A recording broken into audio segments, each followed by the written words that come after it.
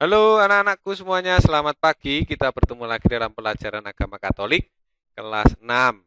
Kita sudah memasuki materi yang terakhir dalam pelajaran kita di kelas 6. Kita akan belajar tentang doa sebagai sumber kekuatan hidup. Untuk mengawali kegiatan hari ini supaya berjalan dengan lancar, mari kita ambil sikap berdoa yang baik supaya proses pelajaran kita hari ini diberkati oleh Tuhan. Mari kita bersatu dalam doa. Dalam nama Bapa dan Putra dan Roh Kudus. Amin. Yesus sahabat yang baik, pada pelajaran ini kami ingin belajar berdoa yang baik. Engkaulah tokoh doa utama. Bantulah kami agar kami sungguh memahami doa dan menjalankannya dalam hidup kami. Kemudian kepada Bapa dan Putra dan Roh Kudus, seperti pada permulaan, sekarang, selalu, dan sepanjang segala abad. Amin. Dalam nama Bapa dan Putra dan Roh Kudus. Amin. Anak-anakku yang terkasih, mari kita amati kebiasaan doa di dalam keluarga, di dalam gereja, atau di dalam masyarakat kita masing-masing. Dan mari kita mengamatinya dengan beberapa pertanyaan berikut ini. Yang pertama, menurut kebiasaan, kapan dan di manakah orang-orang melakukan doa? Tentu ketika kita ditanya seperti ini, pasti jawabannya masing-masing anak berbeda-beda. Ada yang kebiasaannya berdoa adalah di gereja. Ada yang kebiasaan berdoa adalah di rumah bersama dengan orang tua. Ada yang kebiasaan doanya di kamar sendirian. Tentu semuanya berbeda. Yang paling penting adalah dimanapun, kapanpun kita berada, itu mengarahkan. Jadi komunikasi kita adalah kepada Tuhan. Itu yang pertama. Yang kedua, ketika kita ditanya mengapa orang-orang berdoa, tentu jawabannya berbeda-beda. Karena ingin berkomunikasi dengan Tuhan. Ingin menyampaikan keluh kesah. Ingin menyampaikan kegembiraan. Jadi kita berdoa itu tidak hanya pas sedih ya. Jadi pada saat senang pun kita juga harus mau berdoa.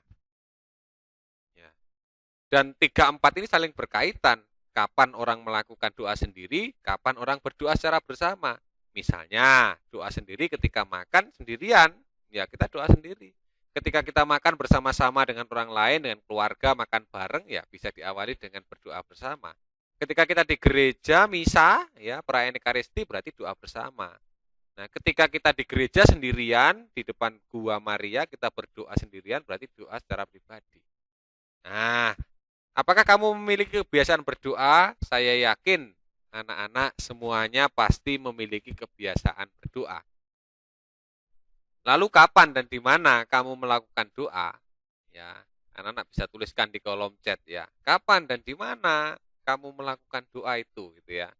Yang ketujuh, pernahkah kamu merasa bahwa doamu didengarkan atau dikabulkan Tuhan? Ya, anak-anak juga tuliskan di kolom chat. Pernahkah kamu merasa doamu didengarkan dan dikabulkan oleh Tuhan? Kalau Pak Wana tentu pernah.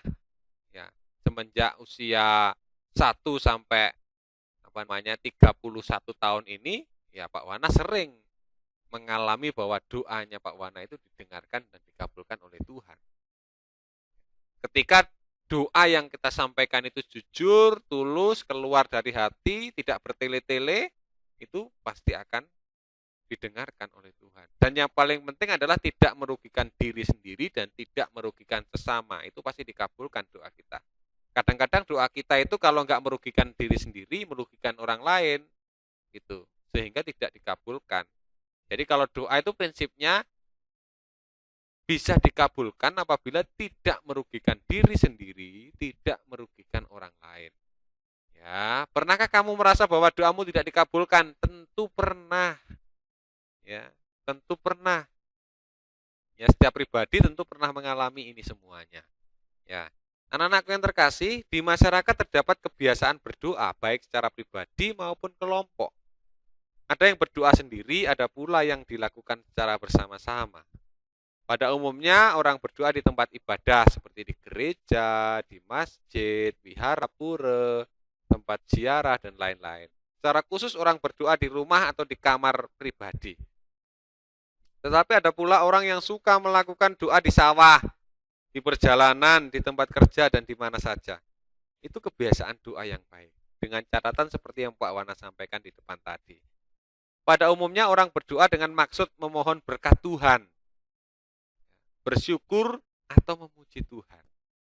Di dalam pertemuan, kerap ditemukan orang-orang yang merasa bahwa doanya sungguh didengarkan dan dikabulkan oleh Tuhan, meskipun tidak jarang pula terdapat orang-orang yang merasa doanya tidak terkabul. Anak-anakku yang terkasih, dalam Injil Lukas bab 22 ayat 39 sampai 46, kita akan bersama-sama mendengarkan kisah. Apa kisahnya? Mari kita baca bersama-sama.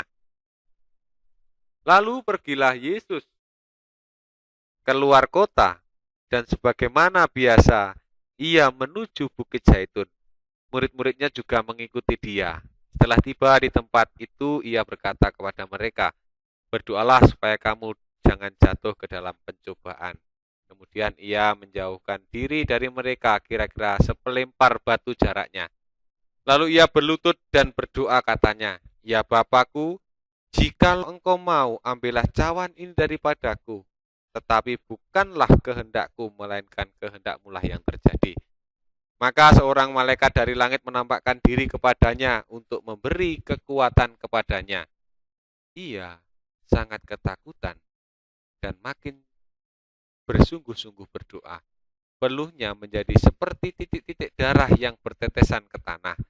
Lalu ia bangkit dari doanya dan kembali kepada murid-muridnya.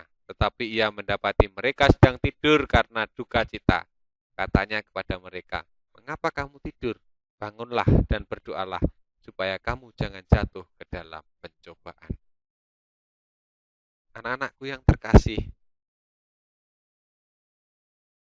kita baru saja mendengarkan satu kisah. Setelah perjamuan terakhir, setelah perjamuan malam terakhir, Yesus bersama para muridnya pergi ke kebun zaitun, atau biasa disebut Taman Getsemani. Apa yang dilakukan Yesus? Yang dilakukan Yesus adalah berdoa. Dalam doa Yesus di Taman Getsemani terungkap iman, harapan, dan kasih. Poin penting adalah iman, harapan, dan kasih yang sudah kita pelajari di kelas 3. Yesus, jadi iman, harapan, dan kasih Yesus kepada Bapaknya. Di dalam doa itu Yesus mengungkapkan satu, kepercayaan dan kepasrahan Yesus kepada Bapaknya. Di saat-saat susah pun Yesus masih percaya dan pasrah pada Bapaknya. Jadi kita harus percaya, menunjukkan iman gitu ya. Yang kedua adalah pengharapan Yesus kepada Bapaknya. Yesus yakin bahwa Bapaknya tidak akan menyia-nyiakan dia. Yang ketiga adalah kasih Yesus kepada Bapaknya. Yesus selalu mengutamakan kehendak Bapaknya, bukan kehendaknya sendiri. Jadi kehendak sendiri ia lupakan. Anak-anakku yang terkasih, kiranya doa Yesus pada kesempatan hari ini yang terungkap dalam Taman Getsemani, yang terungkap iman, harapan, dan kasih Yesus kepada Bapaknya, mengajak kita semuanya untuk selalu berdoa dengan iman, harapan, dan kasih. Bagi Yesus doa memberi kekuatan bagi dirinya. Ia untuk setia dan melaksanakan apa yang menjadi kehendak Allah. Berdasarkan teks kitab suci dan doa Nina, keduanya menekankan bahwa doa berperan memberikan peneguhan. Terkabulnya doa tidak tergantung pada rumusan. Wah, bahasa Indonesianya baik, benar. Tidak tergantung itu. Tidak tergantung tempat, tidak tergantung waktu. Melainkan tergantung dengan kehendak Allah. Dalam hal ini, doa-doa semua orang akan dikabulkan jika sesuai dengan kehendak Allah sendiri. Berjaga dan berdoa memberikan kekuatan agar kita tidak jatuh ke dalam pencobaan. Artinya apa? Doa dapat meneguhkan rencana, sikap, dan perbuatan kita sesuai dengan kehendak Allah. Jika kita hidup sesuai dengan kehendak Allah, kita tidak akan jatuh ke dalam pencobaan. Seperti yang seringkali kita doakan dalam doa Bapa kami. Baik, anak-anakku yang terkasih, untuk refleksi dan niat, anak-anak silakan merenungkan sikap atau kebiasaan doa yang ada pada dirimu. Catatlah hasilmu, renungkanlah. Jadi tidak usah di buku catatan, ya. Renungkanlah kebiasaan yang ada pada dirimu tentang doa. Terus dari kebiasaan itu renungkan itu baik atau buruk. Kalau baik, jadikan niat untuk kedepannya. Bangunlah niat terkait dengan kehidupan doamu. Ya, silahkan laksanakan terus. Baik, anak-anak yang terkasih, demikian proses pelajaran agama hari ini. Kita akhiri dengan doa penutup. Anak-anak ambil sikap berdoa yang baik. Berdoa dalam hatinya masing-masing. Dalam nama Bapa dan Putra dan Roh Kudus. Amin.